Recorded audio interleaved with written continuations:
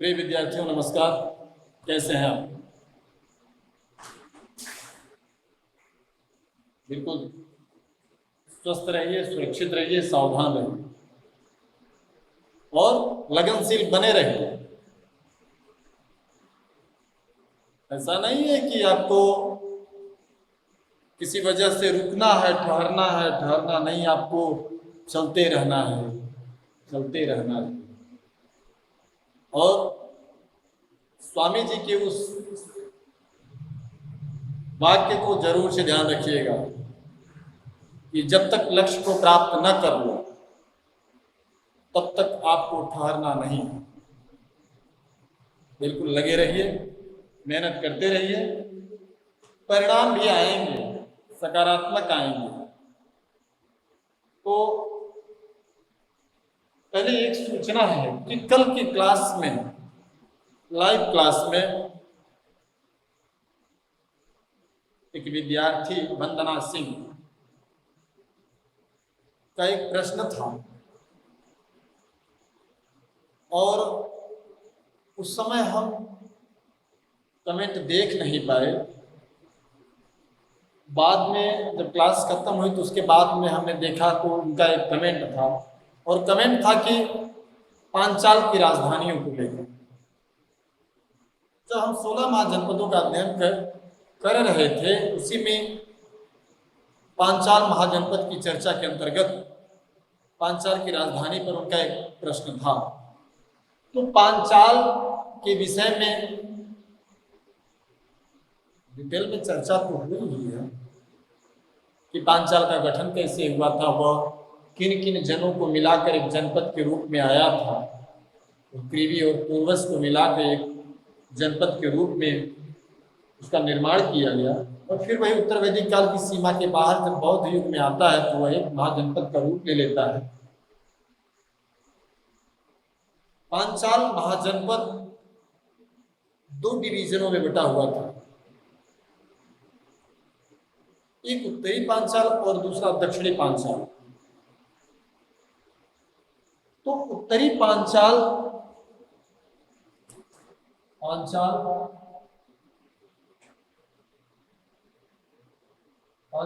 2 हिस्सों में बटा था।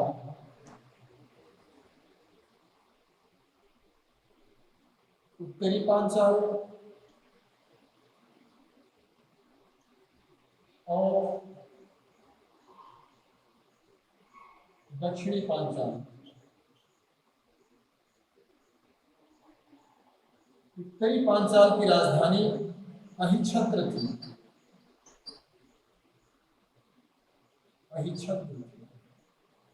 और दक्षिणी पांचाल की राजधानी काम्पिल थी।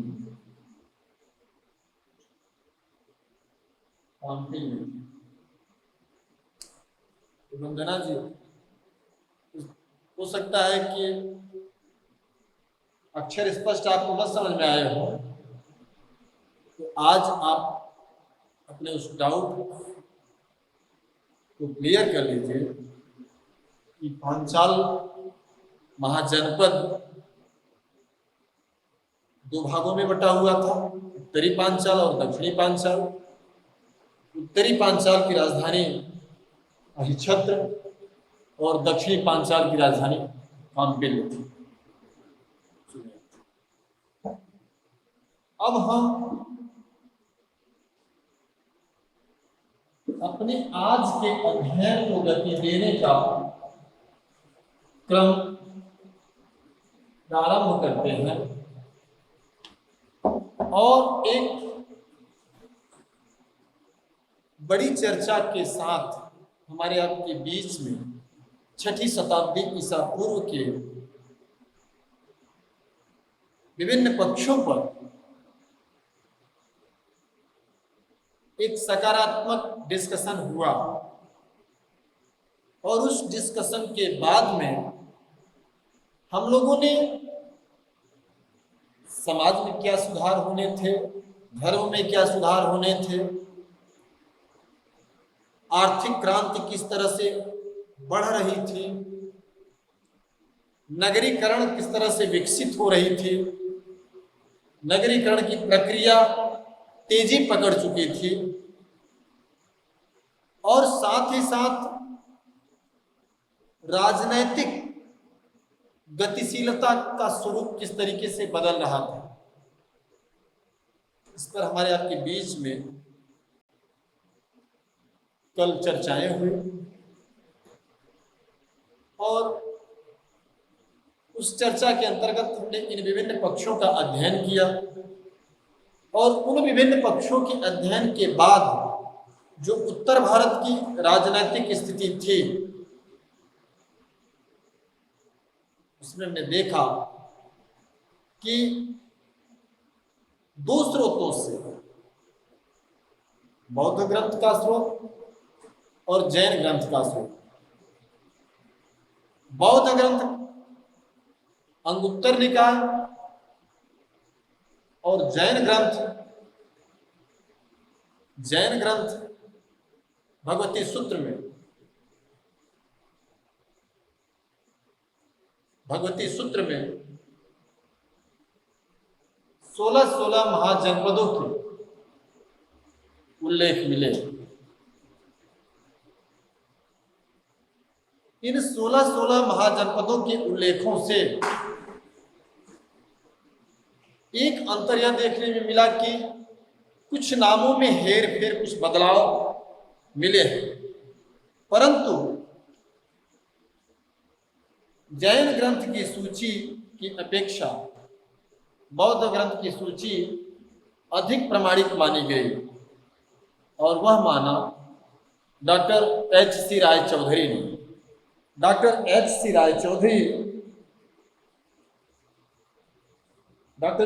रायचौधरी ने अपने विचार में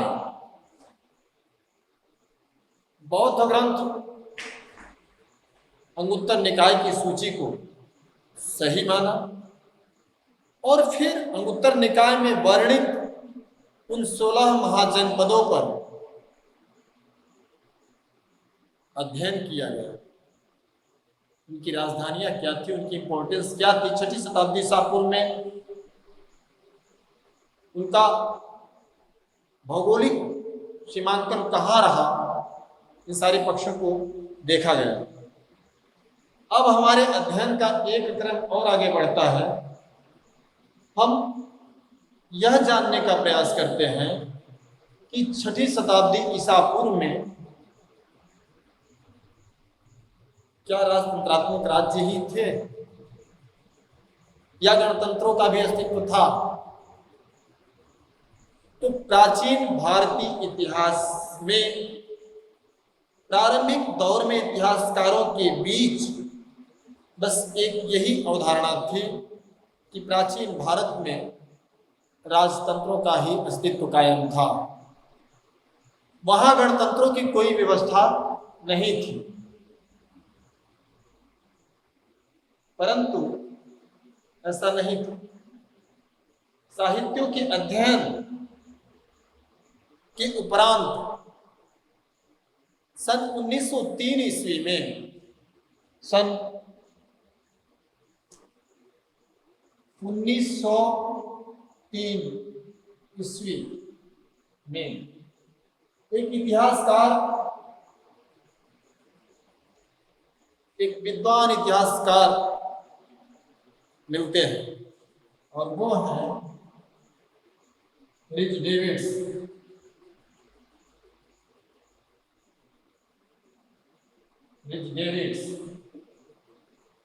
रिच डेविड्स महोदय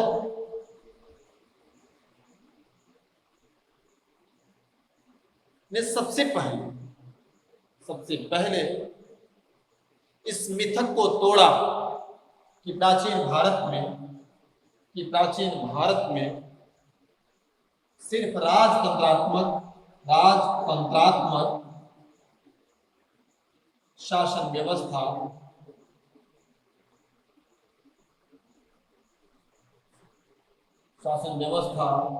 ही कायम नहीं थी,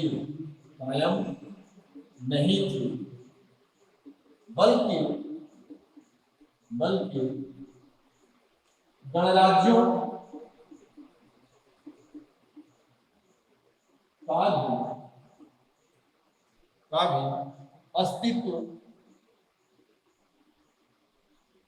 अस्तित्व स्थापित था।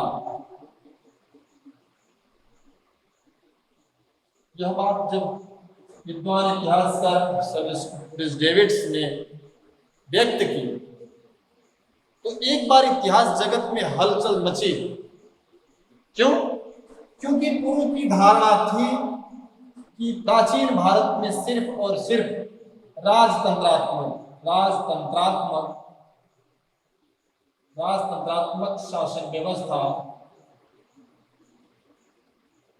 व्यवस्था ही चलन में है, ही चलन में थी। ऐसी मान्यता इतिहासकारों की पहले रही है।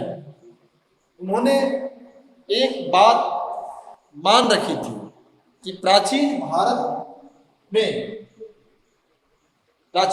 की जो शासन व्यवस्था थी उसमें सिर्फ और सिर्फ राजतंत्रात्मक शासन व्यवस्था ही चलन में थी और किसी अन्य प्रकार की किसी व्यवस्था के साक्ष्य नहीं थे। उस विचारधारा पर पहली बार उस विचारधारा को चुनौती देने का काम विद्वान इतिहासकार प्रोफेसर रिस डेविड्स ने किया और उन्होंने 1903 ईस्वी में विभिन्न प्रकार के स्रोतों को इकट्ठा किया और उन स्रोतों के आधार पर उन्होंने एक नवीन ओपिनियन पेश किया और उन्होंने यह माना कि प्राचीन भारत में राजतंत्रात्मक शासन व्यवस्था का अस्तित्व तो था, परंतु राजतंत्रात्मक शासन व्यवस्था के साथ साथ गणतंत्रों का भी अस्तित्व था। गणतंत्रों का अस्तित्व था। ये गणतंत्र किस प्रकार के थे? क्या आज के गणतंत्र के समान ही वे गणतंत्र थे या इनसे भी कुछ भिन्नता उनमें थी? तो इसके बाद जो समीक्षणीय अध्ययन किया गया उसमें पाया गया कि नहीं, आधुनिक गणतंत्रों से प्राचीन गणतंत्र भिन्न थे। प्राचीन गणतंत्र इनसे भिन्न थे। तो गणतंत्रों का अध्ययन जब किया गया, साक्ष्य इकट्ठे किए गए, तो वो साक्ष्य क्या दिखाई देते हैं कि उत्तर भारत में नेपाल के तराई वाले क्षेत्र में, नेपाल हिमालय के तराई वाले क्षेत्र में ये गणराज्य स्थापित थे। इन गणराज्यों की मान्यता को पुष्ट करने के लिए जो देखा गया है उसमें यह स्पष्ट होता है कि रिस डेविड्स ने जिन गणराज्यों को खोजा, तो खोजने के पीछे जो उन्होंने अवधारणा अपनी दी उसमें उन्होंने कई साहित्यिक साक्ष्यों को आधार स्वरूप पेश किया। उन्होंने जिन भी प्रमाणों को प्रस्तुत किया और उन प्रमाणों के आधार पर ही उन्होंने अपनी इस बात को काफी बल प्रदान किया कि उनकी बात सत्य है। इसके पीछे जो उन्होंने उदाहरण दिए उसमें उन्होंने एक साक्ष्य पेश किया, अवदान शतक बौद्ध ग्रंथ, अवदान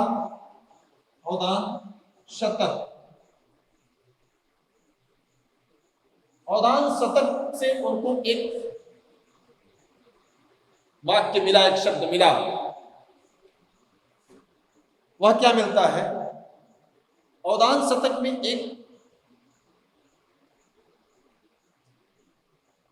एक कहानी, एक कथा मिलती है जिसमें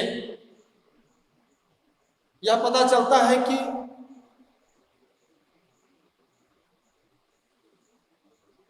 मध्य देश में आने वाले कुछ व्यापारी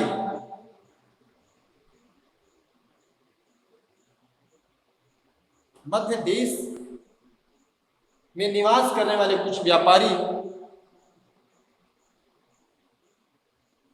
उत्तर भारत की ओर या दक्षिण भारत की और अपने व्यापार के सिलसिले में उनका आना जाना बराबर लगा रहा। और इस सिलसिले में कुछ व्यापारी दक्षिण गए, मध्य देश कि वे व्यापारी जो व्यापार के सिलसिले में यहाँ से वहां उनका आना जाना लगा रहता था, उन्हीं में से कुछ व्यापारी, मध्य देश के व्यापारी दक्षिण भारत की ओर जब गए तो वहां के लोगों ने, दक्षिण भारत के लोगों ने मध्य देश के व्यापारियों से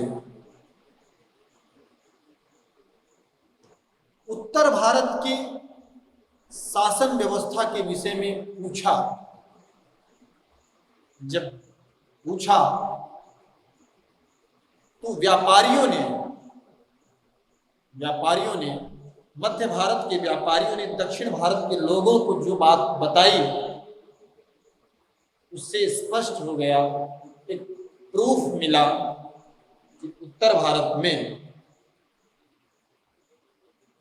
राजतंत्रात्मक राज्यों के साथ साथ गणतंत्रों के भी साक्ष्य थे। यह कथा बौद्ध ग्रंथ अवधान शतक से मिलती है, जिसमें स्पष्टता कहा गया है कि केचित देशा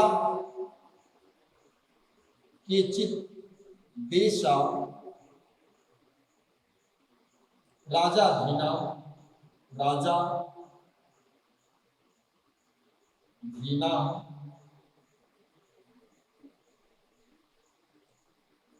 केचित गड़ा धीना केचित देशा गड़ा धीना।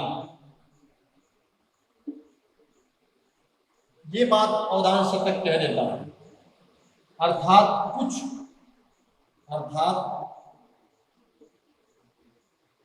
कुछ राज्य राजा के अधीन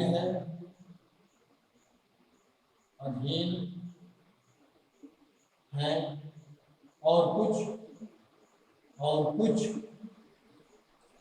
गणों के अधीन है, गणतंत्रों के अधीन। अवधान शतक का साक्ष्य। यह प्रमाण रिस डेविड्स महोदय ने इतिहासकारों के सामने प्रस्तुत किया। फिर एक और साक्ष्य, एक और प्रमाण जैन ग्रंथ आचारांग सूत्र को उन्होंने इकट्ठा किया, वहां से निकाला। जैन ग्रंथ आचारांग सूत्र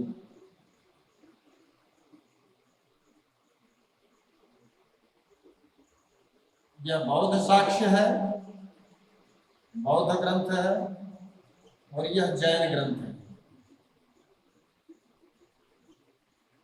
बौद्ध और जैन आचारांग सूत्र। आचारांग सूत्र क्या कहता है? जैन ग्रंथ आचारांग सूत्र, यह ग्रंथ जैन ग्रंथ आचारांग सूत्र जैन भिक्षुओं को चेतावनी देता है और अपनी चेतावनी में कहता क्या है कि उन्हें, जैन भिक्षुओं के लिए वह कहता है कि उन्हें उस स्थान पर नहीं जाना चाहिए जहां गणों का शासन हो। जहां पर गणों का शासन हो ऐसे स्थान पर नहीं जाना चाहिए। अर्थात गणतंत्र की बात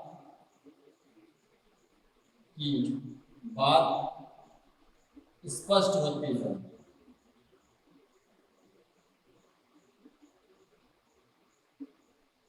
उसी को दूसरे अर्थ में ऐसे भी माना गया कि जैन ग्रंथ आचारांग सूत्र जैन भिक्षुओं को चेतावनी देते हुए कहता है कि भिक्षुओं को उस स्थान पर नहीं जाना चाहिए जहां राजतंत्री शासन व्यवस्था लागू न हो।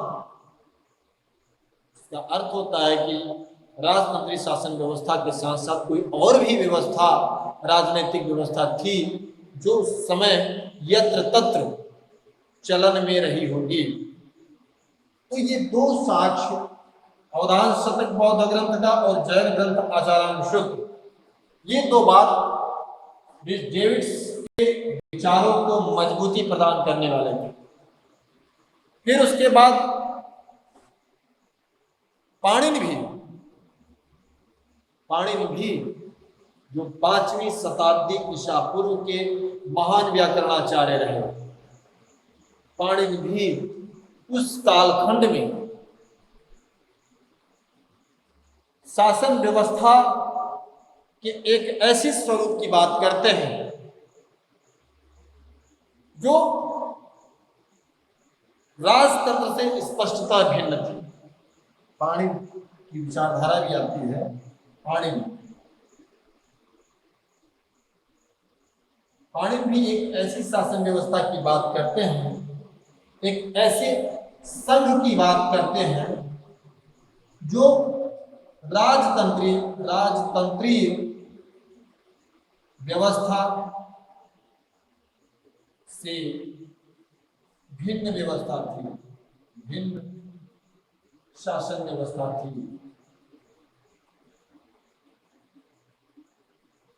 भिन्न शासन व्यवस्था थी, पाणिनि भी कहते हैं। और इस व्यवस्था के अंतर्गत उन्होंने कहा कि क्षत्रिया देख राजा संघ प्रतिषेधार्थकम। उन्होंने जो बात अपनी कही उसके लिए उन्होंने कहा कि क्षत्रिया देख संघ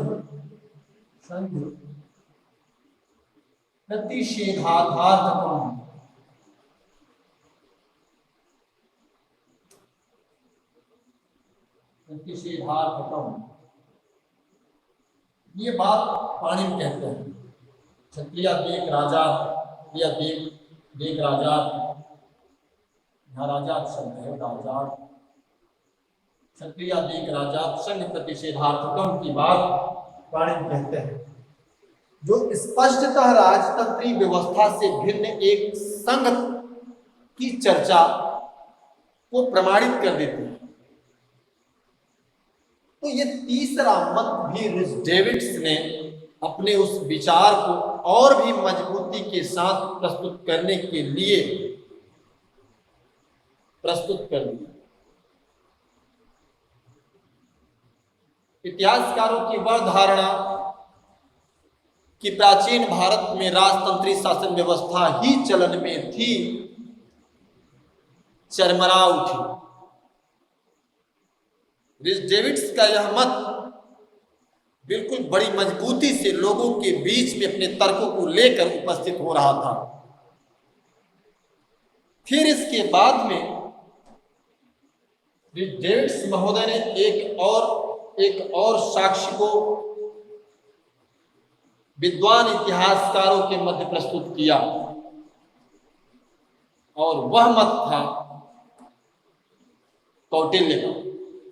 आचार्य कौटिल्य को उन्होंने कोट किया।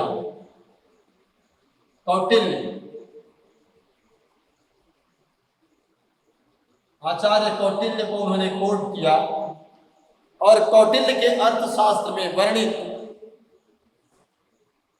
दो शब्दों को उन्होंने निकाला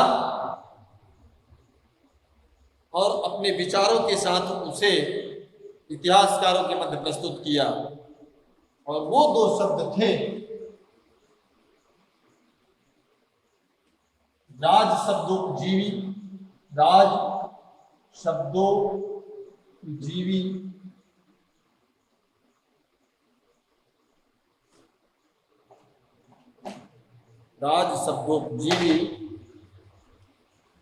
और वार्ता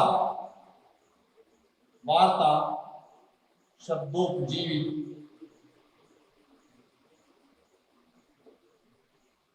ये दो बातें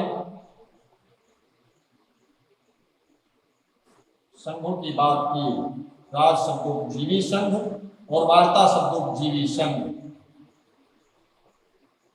जो एक दूसरे से प्रायः भिन्न थे। जिसमें वार्ता के अंतर्गत हम क्या पाते हैं? वार्ता किसे कहा जाता है? तो वार्ता के तीन क्रम होते हैं। इसमें कृषि, पशुपालन और वाणिज्य आदि की चर्चा की जाती है। इनको सम्मिलित रूप से वार्ता कहा जाता है। अर्थात जो अपनी इस व्यवस्था के आधार पर स्थित था, और कौटिल्य कहता है कि दो प्रकार की शासन व्यवस्था, दो प्रकार के संघ हमको उत्तर भारत में दिखाई देते हैं जो कौटिल्य के साक्ष्य के आधार पर ठहरते हैं। इसमें एक प्रकार की ये थी जिनकी यह व्यवस्थाएं थी,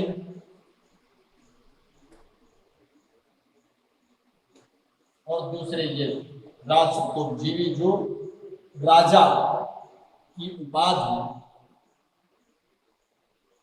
धारण करते थे।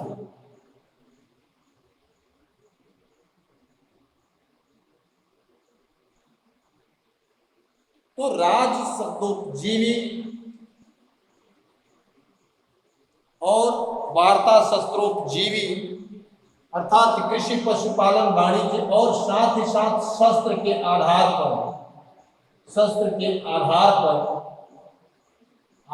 पर अपनी जीविका चलाते थे। इसीलिए उनको वार्ता शस्त्रोपजीवी, वार्ता शस्त्रोपजीवी, ये दो शब्द हैं, थोड़ा सा बदलाव ले लीजिएगा इसमें। वार्ता शस्त्रोपजीवी,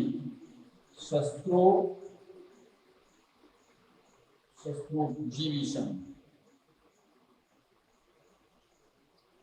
अर्थात कृषि, पशुपालन और शस्त्र के आधार पर अपनी जीविका चलाने वाले या कमाने वाले लोग, और एक वे लोग जो राजा की उपाधि धारण करते थे, राज शब्दोपजीवी थे। तो इन तर्कों के आधार पर जो देखा गया उसमें इन दो ही संघों के आधार पर क्या दिखाई देता है कि महाभारत भी इन गणराज्यों की चर्चा करता है। इसमें ये वे वह शासन व्यवस्था थी जिसमें 6ठी शताब्दी ईसा पूर्व में हमको जो गणराज्य दिखाई देते हैं उनमें कुछ गणराज्य इस श्रेणी के अंतर्गत आते थे और कुछ ऐसे आते थे, जैसे यहाँ हम वज्र संघ के गणराज्यों को देखें, वो राज शब्दोपजीवी संघ के थे।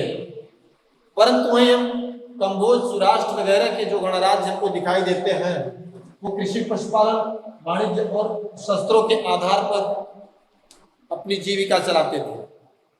महाभारत के काल में भी, महाभारत से भी हमको गणराज्यों के अस्तित्व में, गणराज्यों के चलन के विषय में जानकारी मिलती है। तो ये सबसे बड़ा एक उसकी अवधारणा आई, जिस अवधारणा से यह प्रमाणित हुआ कि नहीं, प्राचीन भारत में राजतंत्रीय व्यवस्था के साथ साथ गणतंत्रीय शासन व्यवस्था भी चलन में थी।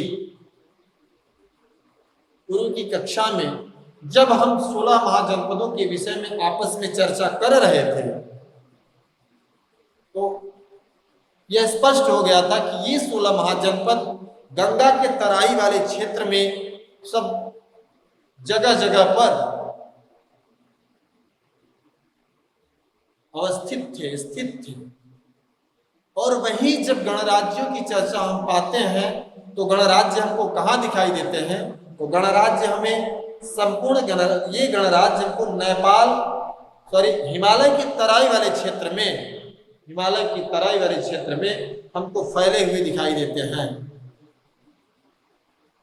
इन गणराज्यों में अर्थात 6ठी शताब्दी ईसा पूर्व में जिस प्रकार से हमको 16 महाजनपदों के साक्ष्य मिलते हैं, वैसे ही 6ठी शताब्दी ईसा पूर्व में हमें 10 गणराज्यों की चर्चाएं भी मिलती हैं जो उत्तर भारत में बिल्कुल अस्तित्वमान थे और अपने अस्तित्व को पूरी तरीके से वो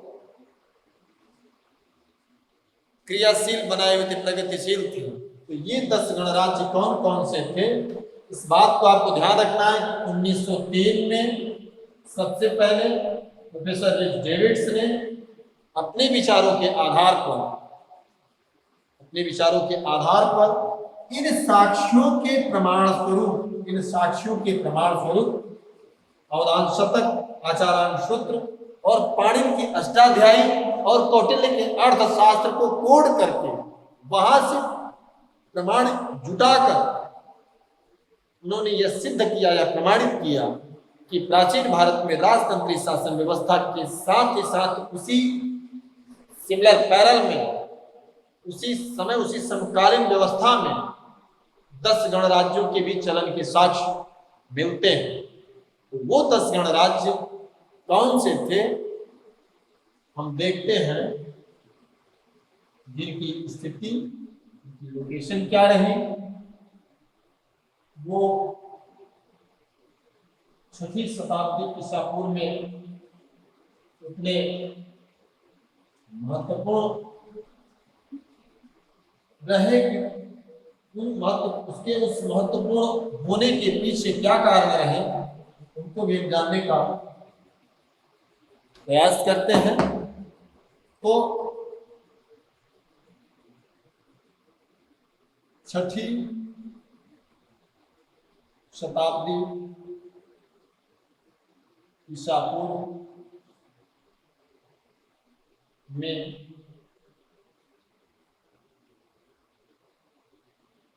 स्थित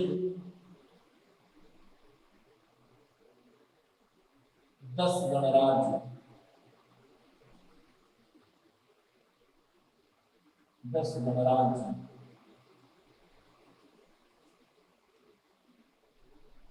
उत्तर भारत में,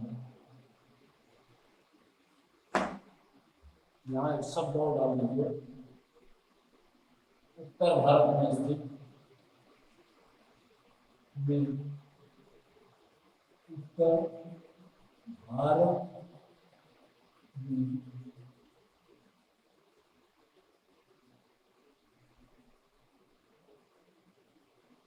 स्थित 10 गणराज्य। ये 10 गणराज्य कौन कौन से थे?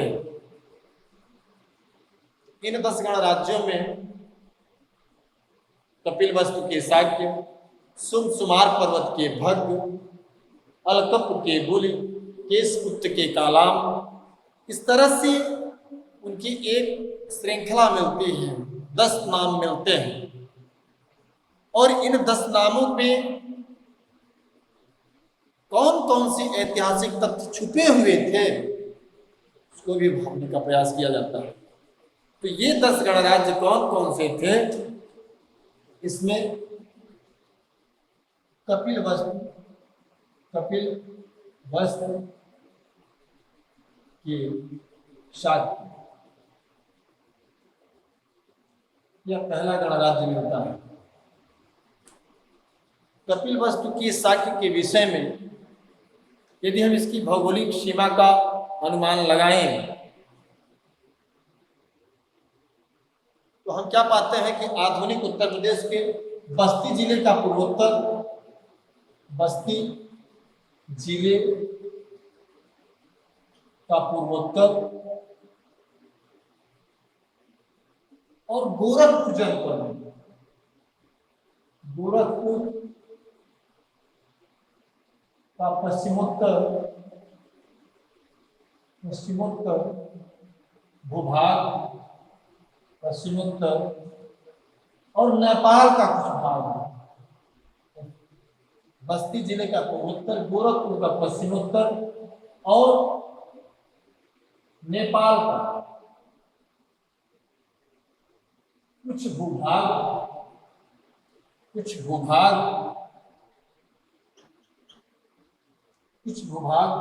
इस गणराज्य के अंतर्गत आता था। आज के समय में यह गणराज्य कहाँ स्थित था, इसको लोकेट करने के लिए, इसकी लोकेशन को जानने के लिए जो समीकरण बैठाया जाता है वो समीकरण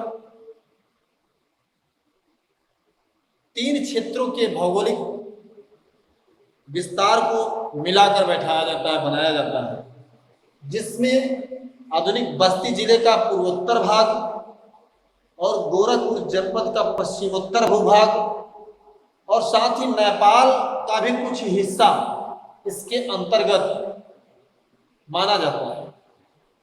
इस पूरे एरिया को लेकर ही शाक्य गणराज्य बसा हुआ था। शाक्य गणराज्य के उत्तर में हिमालय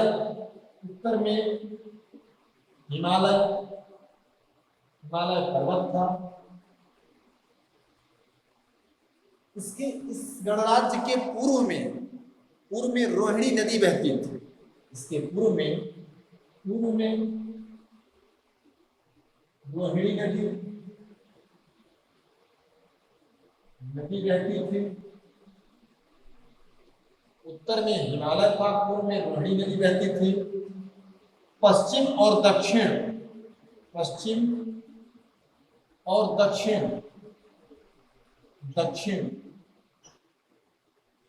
की दिशा को राप्ती नदी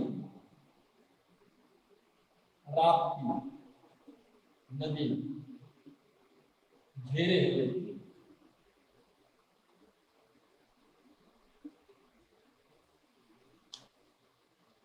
ये इसकी भौगोलिक सिचुएशन थी, भौगोलिक कंडीशन थी। इसका आज का समीकरण हम जो बैठाते हैं तो उत्तर प्रदेश के बस्ती जनपद का पूर्वोत्तर भाग और गोरखपुर जनपद का पश्चिमोत्तर भाग और साथ ही नेपाल का कुछ भौगोलिक क्षेत्र शाक्य गणराज्य के अंतर्गत आता था। शाक्य गणराज्य के उत्तर में हिमालय, पूर्व में रोहिणी नदी और पश्चिम और दक्षिण में इसको राप्ती नदी ने घेर रखा था। इस तरह से एक प्राकृतिक सीमाओं से घिरा हुआ यह गणराज्य लोक प्रसिद्धि प्राप्त थी। इस गणराज्य में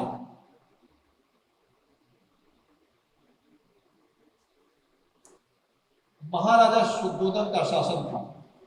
शुद्धोधन इस गणराज्य के गण प्रमुख थे। कौन थे? शुद्धोधन।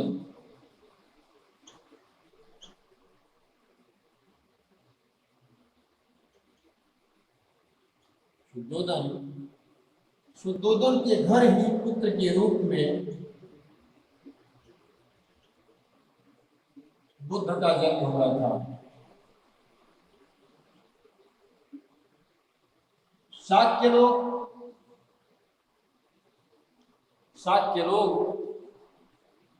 अपने रक्त पर गुमान करने वाले थे। वो अपने को एक उच्च और विशुद्ध क्षत्रिय रक्त के मानते थे।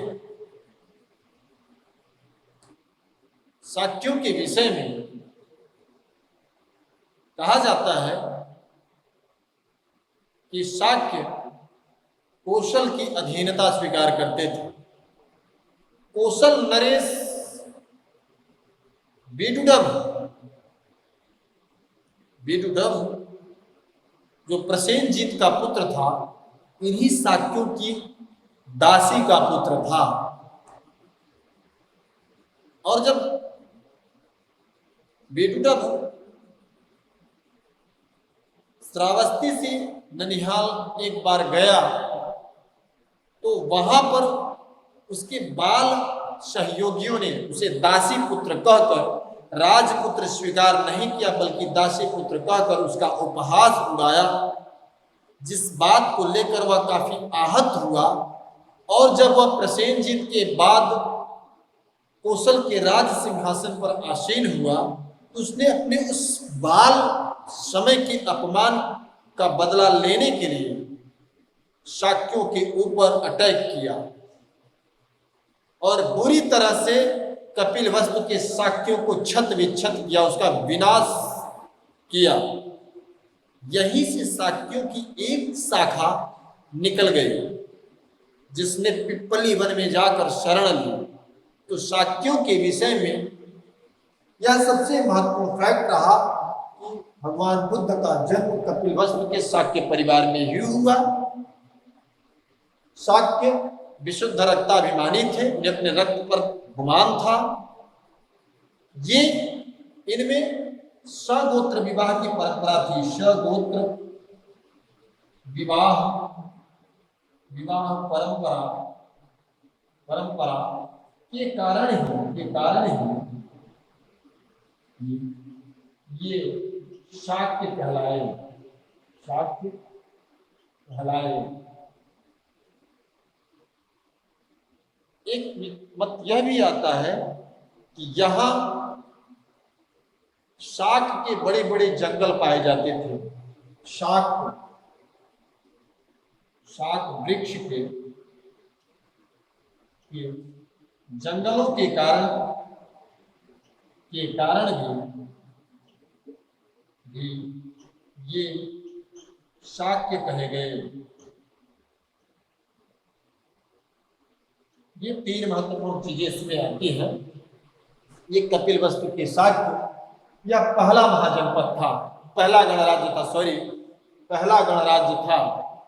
फिर इसके बाद में यदि और भी चीजों को हम जानना चाहें तो शाक्य गणराज्य की राजधानी कपिलवस्तु थी। कपिलवस्तु उसकी राजधानी थी। शाक्यों की राजधानी कपिलवस्तु थी। फिर उत्तर भारत में जिन गणराज्यों का अस्तित्व हमको मिलना, वो दूसरा गणराज्य था सुमसुमार पर्वत। दूसरा गणराज्य था सुमसुमार पर्वत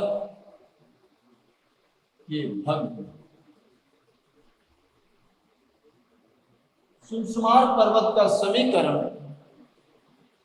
आज इसको हम किस स्थल से इसका मेल बैठाते हैं, कहाँ इसको समीकृत करते हैं, कहाँ से इसका समीकरण बैठाया जाता है, तो आज आधुनिक समय में उत्तर प्रदेश के मिर्जापुर जनपद के चुनार से इसका समीकरण बैठाया जाता है। अर्थात ये मिर्जापुर जनपद के चुनार नामक स्थान से सुमसुमार पर्वत का समीकरण बैठाया जाता है। इस गणराज्य के अंतर्गत इसकी भौगोलिक सीमा जो थी, उसमें पश्चिम में यमुना से लेकर पूर्व में सोन नदी तक के बीच का भूभाग, पश्चिम में यमुना से लेकर पश्चिम में यमुना से लेकर पूर्व में सोन नदी के बीच का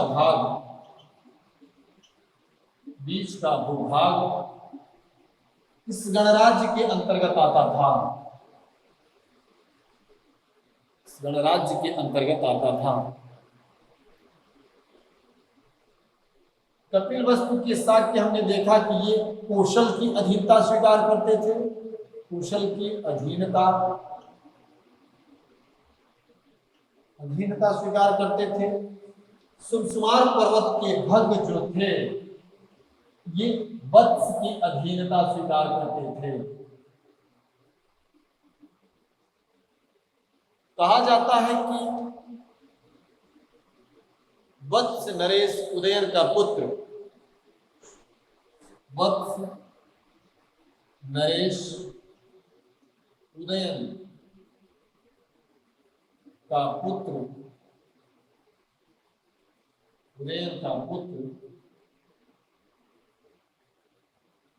सुमसुमार पर वत्स नरेश उदयन का पुत्र बोध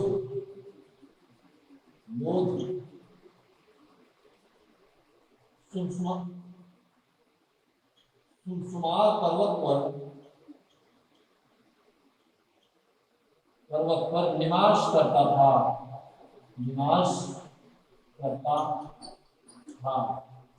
ये महत्वपूर्ण बात है।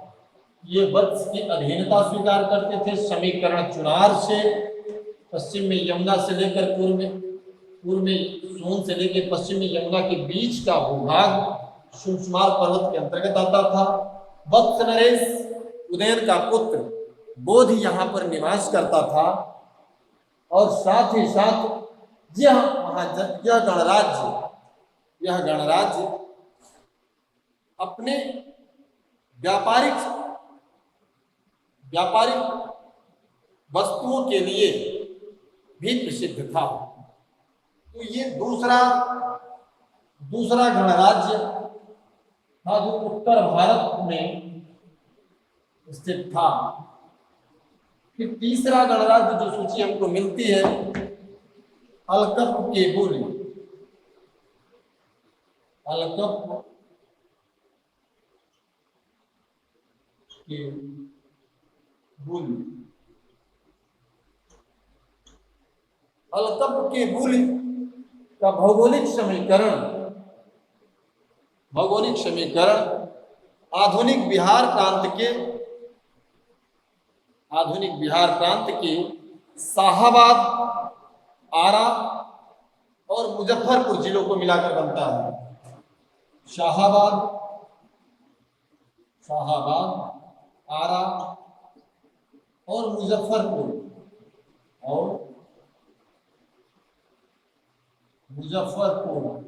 जिलों का जो भौगोलिक क्षेत्र था, इन जिलों का शाहाबाद, आरा और मुजफ्फरपुर जिलों का जो भौगोलिक क्षेत्र था वही प्राचीन समय में अलकप केबुल के रूप में जाना गया गणराज्य था।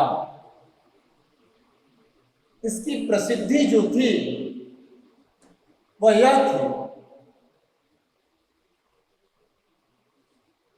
कि यह गणराज्य भी बुली लोग भी कौशल की अधीनता स्वीकार करते थे, कौशल के अधीन थे।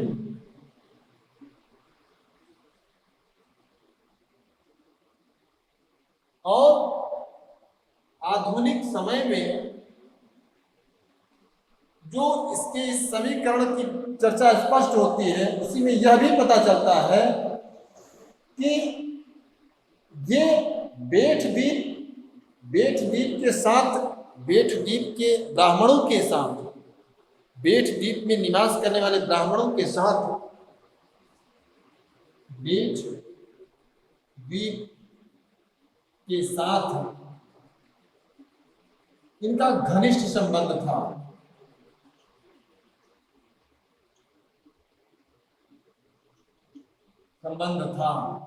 बेट द्वीप की पहचान आधुनिक समय में बेतिया से की जाती है। बेतिया बिहार का डिस्ट्रिक्ट है, बेतिया से की जाती है। तो ये उसकी महत्वपूर्ण इंपॉर्टेंट बात थी कि बेट द्वीप के साथ इनका संबंध था। बुद्ध के महापरिनिर्वाण के बाद, बुद्ध का जब महापरिनिर्वाण हुआ तो बुद्ध के शरीर के अवशेषों का जो विभाजन हुआ, 8 हिस्से जो बांटे गए, क्योंकि बुद्ध के शरीर को 8 हिस्सों में बांटा गया था और एक एक लोग उस हिस्से को लिए और लेके गए। जाने के बाद में उन्होंने वहां पर स्तूपों का निर्माण किया था और बुद्ध की प्रार्थना अभ्यर्चना उन्हीं स्तूपों के माध्यम से शुरू की गई थी। उनमें से एक हिस्सा, एक भाग पाने वाले बुली लोग भी थे। इन्होंने बुद्ध अवशेष प्राप्त किया था। यह भी महत्वपूर्ण बात रही। तो ये तीसरा गणराज्य रहा। इसके बाद में चौथा गणराज्य जो मिलता है केशपुत्र के कालाम, केशपुत्र में निवास करने वाले कालाम रहे। केशपुत्र के कालाम, केशपुत्र के कालाम, इनके विषय में यह कहा जाता है कि इनका समीकरण कौशल के पश्चिम में, केशपुत्र के कालाम का समीकरण, इनका समीकरण कौशल के पश्चिम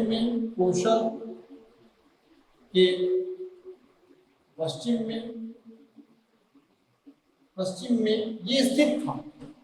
इनके विषय में इसके समीकरण को पूर्णतः एक स्पष्ट तरीके से इसके समीकरण को फिट बैठा पाना सरल नहीं है। अर्थात में संभवतः स्थिर था समीकरण सटीक कर पाना कठिन है। सहजता से इस पुत्र के कालांतर पर समीकरण हम नहीं कर सकते। संभवतः यह कौशल के पश्चिम में स्थित था और इसके विषय में बस इतना ही कहा जा सकता है कि सुल्तानपुर के कुंडवार से लेकर आधुनिक समय में उत्तर प्रदेश के सुल्तानपुर जनपद के कुंडवार नामक स्थल से लेकर पालिया तक विस्तृत था, तक फैला हुआ था। यही माना जा सकता है कि इस कालाम यहाँ एक प्रसिद्ध बात यह थी कि यही के एक आचार्य आलार कालाम थे। आचार्य आलार कालाम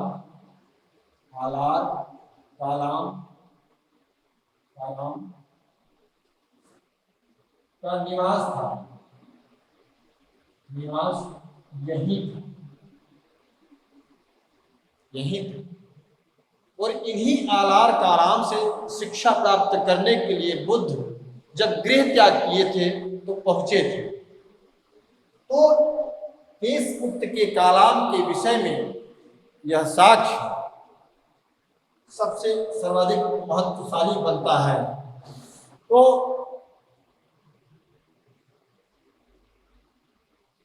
इस प्रकार ये चौथा महत्वपूर्ण गणराज्य रहा है। फिर जो अगला गणराज्य था उसमें रामग्राम के कोली की चर्चा हम करते हैं, मिलती है चर्चा। वह रामग्राम के कोली पांचवा गणराज्य राम के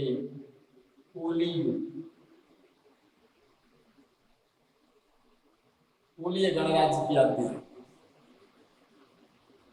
शाक्य गणराज्य के पूर्व दक्षिण में सरयू नदी तक यह विस्तृत था।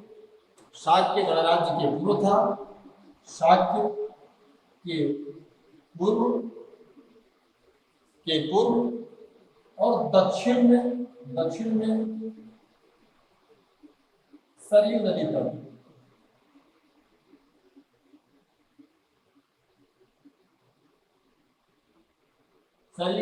तक फैला हुआ था। रामग्राम की पहचान, इसकी पहचान जो की जाती है गोरखपुर जनपद के रामगढ़ ताल से की जाती है। इसकी पहचान आज के समय में गोरखपुर जनपद के रामगढ़ ताल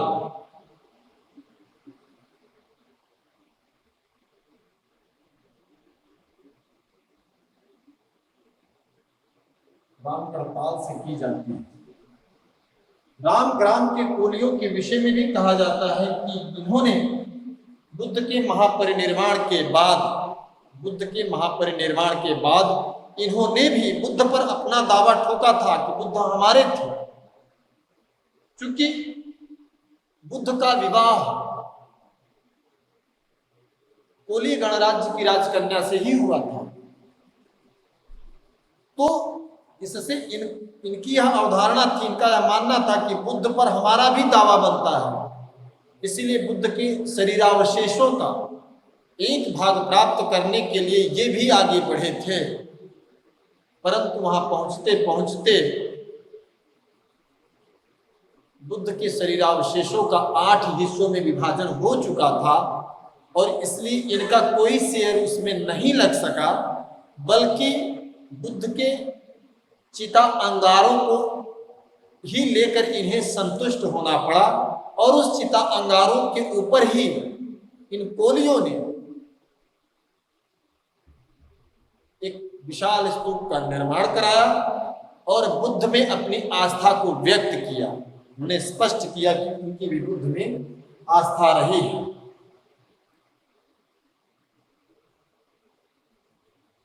एक और महत्वपूर्ण बात यह थी कि रामग्राम के कोली और कपिलवस्तु के शाक्यों के बीच जो विभाजन रेखा थी वह रोहिणी नदी थी। चूंकि कपिलवस्तु साम्राज्य की पूर्वी सीमा उसके पूर्व में रोहिणी नदी बहती थी और रोहिणी नदी के पश्चिम का हिस्सा ही कपिलवस्तु था और रोहिणी नदी के जस्ट पूर्वी हिस्सा रामग्राम के परिक्षेत्र में आती थी। यह शाक्य गणराज्य के पूर्व में था और दक्षिण में सरयू नदी तक फैला हुआ था। तो शाक्यों के और कोलियों के बीच में प्रायः परस्पर संघर्ष हुआ करता था। अर्थात कोलियों के शाक्यों कपिलवस्तु के शाक्यों और रामग्राम के कोलियों के बीच परस्पर संघर्ष की स्थिति बन जाया करती थी। और उस संघर्ष का कारण क्या होता था? कारण बनता था रोहिणी नदी का जल।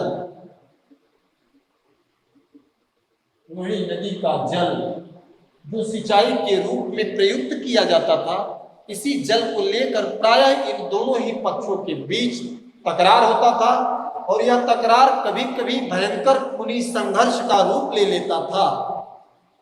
ऐसे ही एक भयंकर खूनी संघर्ष को भगवान बुद्ध ने बीच बचाव करके टाला था। ये रामग्राम के कोलियों की इंपॉर्टेंट बातें हैं कि रोहिणी नदी का जल कोलियों और शाक्यों के बीच विवाद का कारण था, जो खूनी संघर्ष का रूप ले लेता था। और ऐसे ही एक बड़े खूनी संघर्ष की घटना को होने से बचाया था भगवान बुद्ध ने। यह गणराज्य शाक्य के पूर्व में था और दक्षिण में सरयू नदी तक विस्तृत था। साथ ही इसकी पहचान आज के समय में हम उत्तर प्रदेश के गोरखपुर जनपद के रामगढ़ ताल से करते हैं। तो ये 5वां गणराज्य था। फिर 6वें गणराज्य की बात आती है तो हम क्या देखते हैं कि 6वां गणराज्य कुशीनारा के मल्ल। 6वां गणराज्य हमको मिलता है वो है कुशीनारा के मल्ल। कुशीनारा के मल्ल या 6वां गणराज्य। इसके अंतर्गत इसका समीकरण हम आधुनिक वर्तमान समय में देवरिया जनपद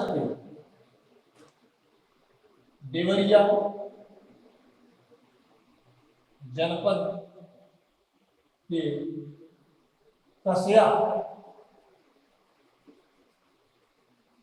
कुशीनारा की पहचान आज हम देवरिया जनपद के कस्या से बैठाते हैं। रामायण काल में मल्ल लक्ष्मण के पुत्र चंद्रकेतु मल्ल के वंशज है। वाल्मीकि रामायण का जो साक्ष्य मिलता है, इसकी आज की पहचान हम देवरिया जनपद के कस्या से करते हैं। इसकी प्रसिद्धि के विषय में वाल्मीकि रामायण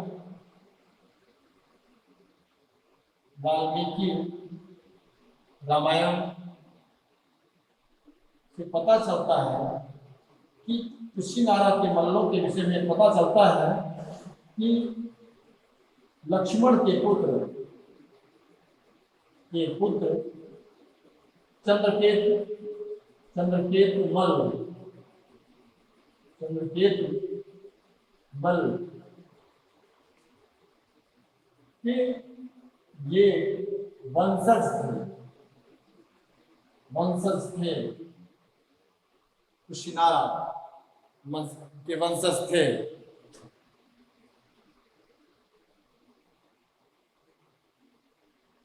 पूर्व में इनकी राजधानी चंद्रचका थी। प्रारंभ में इस गणराज्य की राजधानी, प्रारंभ में इस गणराज्य की राजधानी चंद्रचका थी और बाद में आगे चलकर इसकी राजधानी कुशीनगर स्थापित बनाई गई। प्रारंभ में राजधानी चंद्रचका थी, बाद में कुशीनगर स्थापित की गई। कुशीनगर में ही भगवान बुद्ध को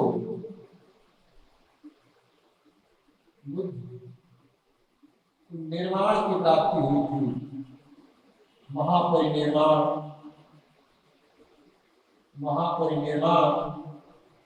की प्राप्ति हुई थी। कुशीनगर ही वह स्थल था जहां बुद्ध ने अपने जीवन की अंतिम सांस स्वीकार हुई थी। यहाँ के लोग अपनी सत्यनिष्ठा के लिए भी जाने जाते थे। ये कुशीनारा 7वां महागणराज्य था पावा के मन। 7वां गणराज्य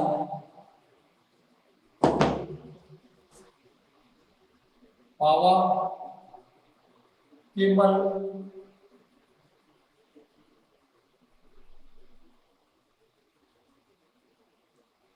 पिपलीवन के मोरी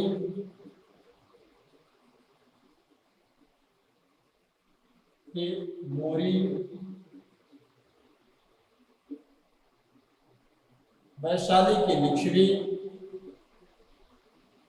वैशाली के लिच्छवी और 10वां गणराज्य था मिथिला के विदेह।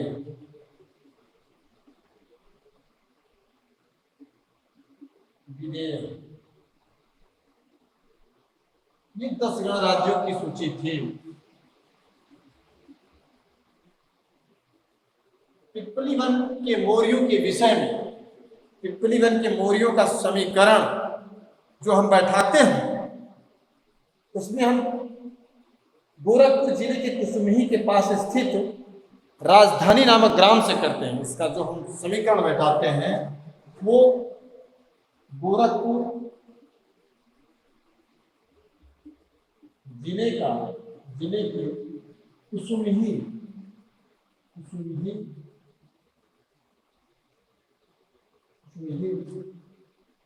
नामक स्थान के पास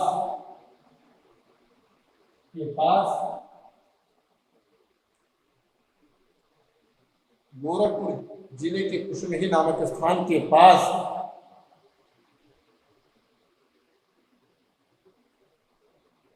राजधानी नामक ग्राम से इसका समीकरण करते हैं।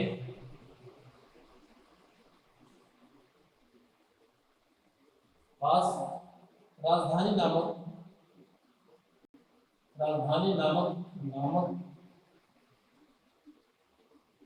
स्थान से इसका समीकरण बैठाया जाता है। पिपलीवन के मौर्यों के विषय में एक दूसरी बात जो मिलती है वह विदुधव का अत्याचार, विदुधव का क्या अत्याचार था उसको हमने कपिलवस्तु के शाक्यों के संदर्भ में बताया।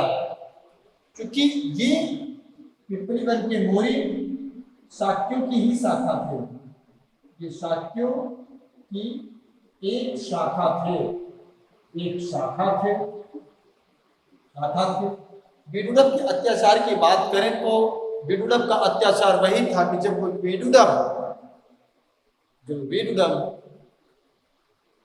कौशल के राज सिंहासन पर आरूढ़ हुआ, जब वह कौशल के राज सिंहासन पर आरूढ़ हुआ, तो बाल्यकाल की उस अपमानजनक घटना का वह बदला लेने के लिए उसने अपने सैन्य शक्ति का प्रभाव या प्रदर्शन अटैक कपिलवस्तु के शाक्यों पर किया।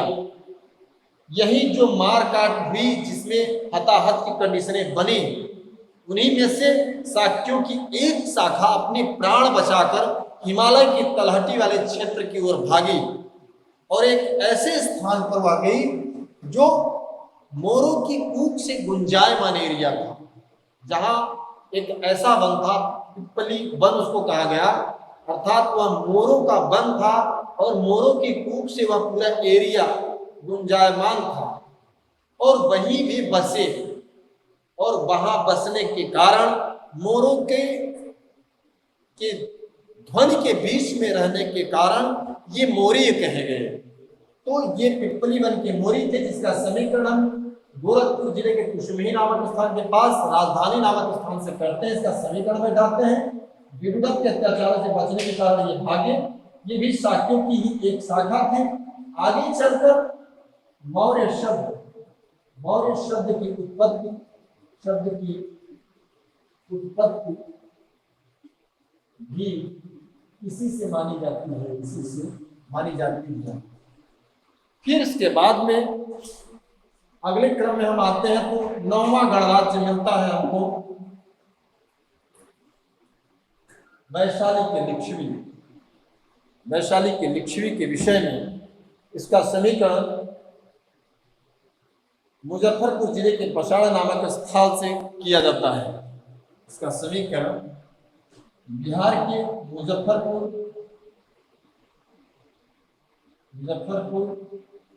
जिले के बसाड़ नामक स्थान से इसका समीकरण बैठाया जाता है। वैशाली शाक्य गणराज्य की राजधानी थी, लिच्छवियों की राजधानी थी।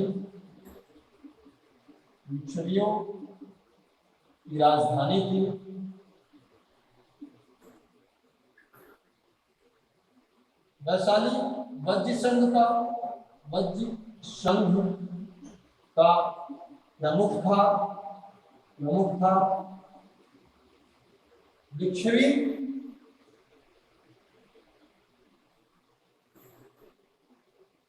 बेहद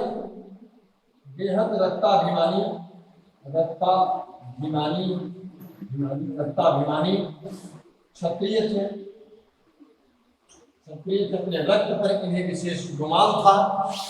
और फिर इसके साथ ही महावग्र में इसके लिए एक धनी महावग्र वैशाली को क्या कहता है, महावग्र से जो सूचना मिलती है, महावग्र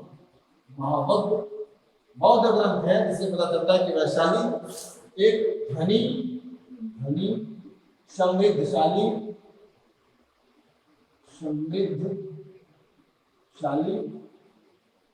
और घनी आबादी वाला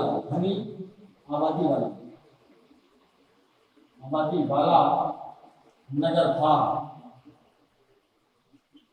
इस पर कई बार कुछ बन चुका है कि कौन सा गणराज्य 10 गणराज्यों में कौन सा नगर घनी आबादी वाला नगर था। तो आपको ध्यान देना है कि वो वैशाली ही था, घनी आबादी वाला नगर था। एक पर्ण जातक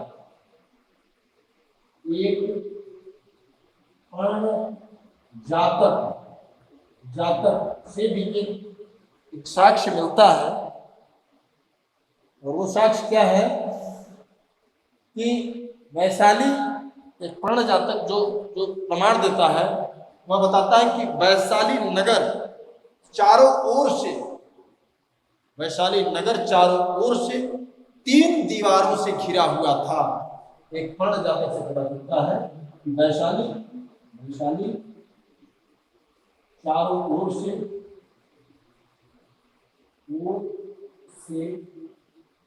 3 दीवारों से घिरा हुआ था।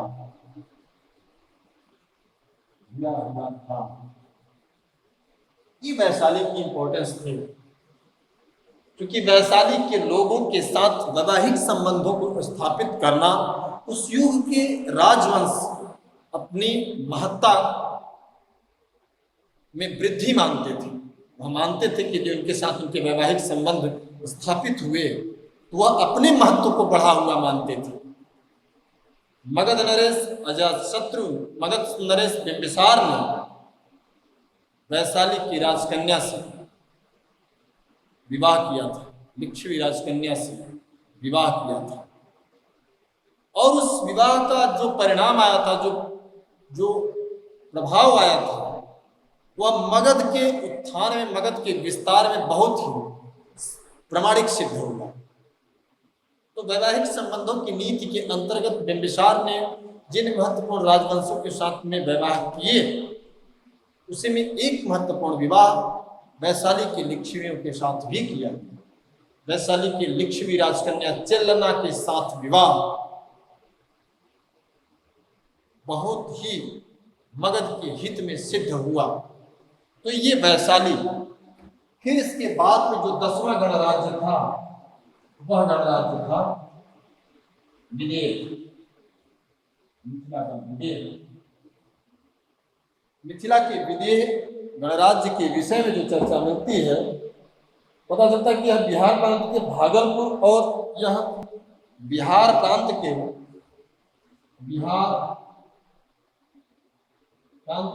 भागलपुर और दरभंगा जनपद का भूभाग, दरभंगा जनपद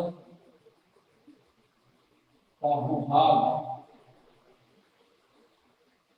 विदेह के अंतर्गत आता था। इसकी राजधानी मिथिला थी। यह वज्र संघ का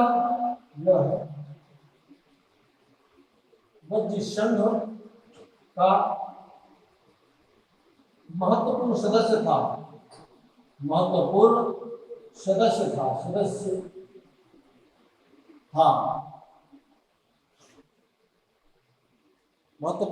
था। प्रारंभ में यहाँ गणतंत्र था और आगे चलकर यहाँ भी राजतंत्र स्थापित हो गया था। यहाँ के शासक प्रारंभ में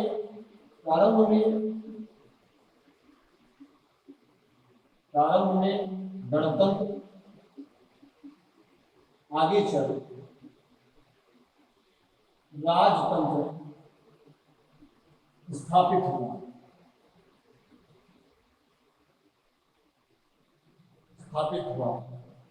यहाँ के शासक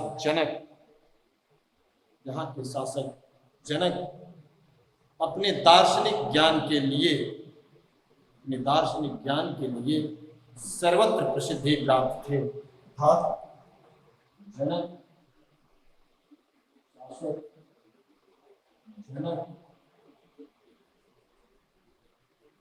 दार्शनिक ज्ञान के लिए सर्वत्र विख्यात थे।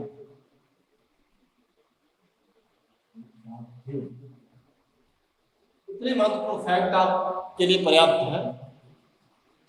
तो इस प्रकार 6वीं शताब्दी ईसा पूर्व में उत्तर भारत में स्थित जिन 10 गणराज्यों की सूची हमारे सामने आती है, उनमें कपिलवस्तु के शाक्य, सुमसुमार पर्वत के भग्न, अलतप्त के बुल, केशपुत्र के कालाम, रामग्राम के कोली, कुशीनारा के मल, पावा के मल, पिपलीवन के मोरी, वैशाली के लिच्छवी, मिथिला के विदेह, ये महत्वपूर्ण रहे। इन 10 गणराज्यों के विषय में एक समग्र चर्चा हमारे परीक्षा एग्जाम के पॉइंट ऑफ व्यू से भी महत्वपूर्ण है। इन गणराज्यों की अपनी एक सिस्टमेटिक प्रशासनिक व्यवस्था भी थी। इनकी प्रशासनिक व्यवस्था राजतंत्रात्मक प्रशासनिक व्यवस्था से बिल्कुल भिन्न थी। इनकी प्रशासनिक व्यवस्था में गणतंत्री प्रणालियों के पूर्णता दिखाई देते हैं, भरे पड़े थे। यहां राजा का शासन नहीं था, गणों का शासन था, अर्थात कोई एक राजा नहीं होता था, यहां बहुत से राजा होते थे। हर व्यक्ति राज शब्दोपजीवी था, अपने साथ राजा की उपाधि वह ले सकता था। जातकों से पता चलता है कि वैशाली में 7,707 राजा और उतने ही उपराजा भी थे। वैशाली महाजनपद की गणराज्य की यदि हम बात करें, वैशाली के लिच्छवियों की बात करें तो पता चलता है जातकों के साक्ष्यों से, जातकों से पता चलता है कि यहाँ 7,707 राजा थे। 7,707 राजा और 7,707 उपराजा निवास करते थे।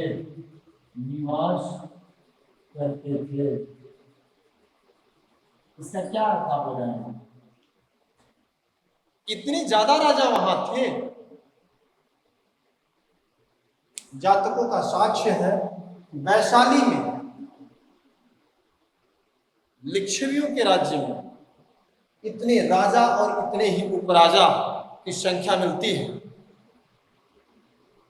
तो इसका यह अर्थ नहीं है, बल्कि इसका यह अर्थ है कि शासन व्यवस्था कुलीन थी, कुछ लोगों के बीच तक ही शासन व्यवस्था थी और वे सभी अपने को राजा और उपराजा मानते थे, स्वीकारते थे। तो ये उनकी शासन व्यवस्था, उनकी शासन प्रणाली को भी जब हम देखते हैं, उनकी शासन व्यवस्था के विषय में हम क्या पाते हैं कि उनकी शासन व्यवस्था बिल्कुल सुचारू रूप से संपन्न थी। उनकी गण परिषद, उनका विधान, उनकी शासन पद्धति, केंद्रीय परिषद की कार्यवाही जो थी, इसमें संस्थागार, आसन और प्राध्यापक महत्वपूर्ण थे। उसमें संस्थागार, जहाँ पर इनकी प्रशासनिक व्यवस्था की बैठकें होती थी, उन बैठकों में आसन और प्रज्ञापन महत्वपूर्ण पक्ष था। इसके विषय में समझने के आधार पर यह पता चलता है कि यह राज्य की व्यवस्थापिका सभा होती थी, जो संस्थागार का अधिवेशन तभी वैध हो सकता था जब उसमें सदस्यों की एक निश्चित संख्या उपस्थित हो। निश्चित सदस्य संख्या को, जो निश्चित सदस्य संख्या वहां उपस्थित होती थी, उसी को गण या पूरक कहा जाता था। बिना इनके एक निश्चित कोरम को पूरा किए कोई नवीन निर्णय नहीं लिए जा सकते थे। उनकी इन गणराज्यों की व्यवस्थाएं, इनकी शासन प्रणाली इस बात का संपूर्ण साक्ष्य दे जाती है और उसी आधार पर जो पता चलता है कि परिषद में प्रस्ताव को प्रतिज्ञा कहा जाता था और इसे नियम पूर्वक रखने को, स्थापन और उसके पढ़ने को जब्त कहा जाता था। तो इस तरह हम क्या देखते हैं कि गुह्यक और संकर्पण, संकर्षक, विवर्तक, ये तीन महत्वपूर्ण पक्ष हमको वहां से मिलते हैं। अर्थात केंद्रीय परिषद की कार्यवाही की वैधानिकता, कुछ ऐसी बातें थी जिन पर डिपेंड थी वो, और वो बातें थी कि गणपूर्ति आवश्यक थी। गणों की पूर्ति अर्थात उतने सदस्यों का वहां उपस्थित होना महत्वपूर्ण था। गणपूर्ति के साथ साथ अधिकारी सदस्यों की उपस्थिति भी जरूरी थी। ऐसा नहीं था कि सिर्फ गण लोग आ गए, 7,707 लोग आ गए और वह कोई भी विधान, कोई भी नियम लागू मान लिया गया, ऐसा नहीं था। इस पूर्ति के साथ ही वहां आधिकारिक सदस्यों की उपस्थिति भी आवश्यक थी। प्रतिज्ञा को नियमित जब्त और उसके साथ ही सभी शलाकाओं का संग्रह, परिषद द्वारा कार्यवाही को सम्मुख लाके प्रस्तुत करना, ये उसके महत्वपूर्ण फैक्ट थे। इतनी चीजें लाई जा सकती थी। इस आधार पर इन सारी चीजों को हम देखते हैं कि उनकी शासन व्यवस्था भी बिल्कुल पूरी तरीके से चुस्त दुरुस्त थी। तो इस प्रकार उनकी शासन व्यवस्था, उनकी न्याय व्यवस्था, हाँ, यह महत्व